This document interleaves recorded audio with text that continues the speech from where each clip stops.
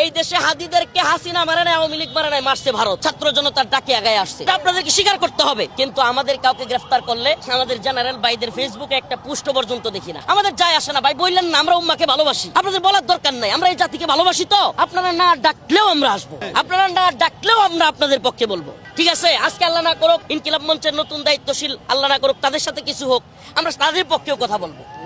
আমরা এই জাতিকে ভালোবাসি, এই উম্মাকে ভালোবাসি। আমরা এই ভারতীয় আধিপত্যবাদের কবর রচনা করতে চাই বাংলাদেশে। আওয়ামী লীগ তো গেছে, বিএনপি হোক, জামাত হোক, এনসিপি হোক, চরমুনাই হোক, বা যে কোনো দল হোক, আল্লাহ না করুক যদি ভারতীয় দালালির চিন্তা কারো মাথায় আসে, আমরা বাংলাদেশে তাদেরকেও জবাব দিব। ভারতীয় গোলামি বাংলাদেশে চলতে পারে না। বাংলাদেশের যুবকদেরকে একটা কথা বুঝতে হবে, এই দেশে হাদিদেরকে হাসিনা মারে নাই, আওয়ামী লীগ মারে নাই, মারছে ভারত। অতএব আমাদেরকে বাংলাদেশে ভারতীয় আধিপত্যবাদের খবর রচনা করতে হবে। আপনাদের প্রতি শেষ পয়গাম বিভাগীয় সমাবেশ থেকে যদি স্বতঃস্ফূর্ত আন্দোলন দেওয়া হয়, এমনকি হরতাল, অবরোধ কিংবা যমুনা ঘেরাও কর্মসূচি দেওয়া হয়, আমি কথা দিলাম ইনশাল্লাহ আমরা সামনের সারিতে থাকবো।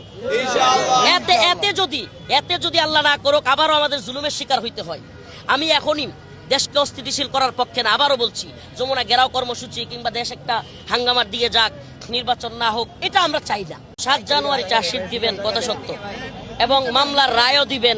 বলতেছে যে এই নির্বাচনের আগে মামলার কি করবে, রায় দিবে। আমার প্রশ্ন হলো, আন্তর্জাতিকভাবে একজন নোবেল বিজয়ী উনি, আমাদের দেশের যুব সমাজ অনেক আশা করে ওনাকে বসাইছিল উনার সময়ে হাদি ভাইয়ের মৃত্যু দেখার জন্য না, উনার সময়ে এই সময়টাতে বিপ্লবীদের মৃত্যু দেখবার জন্য ওনাকে বসানো হয় নাই। উনি বিপ্লবীদেরকে শুধু শেষ করেন নাই, উনার সময়ে বিপ্লবীদেরকে হত্যাযোগ্য করে তুলছেন উনি।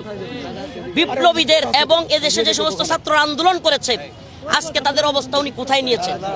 তা আমার প্রশ্ন হলো, উনি যদি সত্যিকার অর্থে আন্তর্জাতিকভাবে প্রভাবশালী একজন নেতা হয়ে থাকেন, উনি ভারতকে চাপ দিয়ে বাধ্য করেন। আজকে ডিএমপি স্বীকার করেছে, আপনার জানার কথা যে হাদির খুনিরা ইন্ডিয়াতে আছে, তো 2 জন, মানে ফয়সাল সহ, দাউদ ফয়সাল সহ। আমাদের তো অন্য দরকার নাই, আমাদের তো দরকার হলো ওই 2 জনকে যারা কিনা ওই মোটরসাইকেলে ছিল, ওই চালক এবং যে গুলি করেছিল, ওই 2 জনকে ডক্টর ইউনূস সাহেব বাংলাদেশে দৈরাইনা প্রমাণ করুক যে উনি সত্যিকার অর্থে আন্তর্জাতিক মানের নেতা।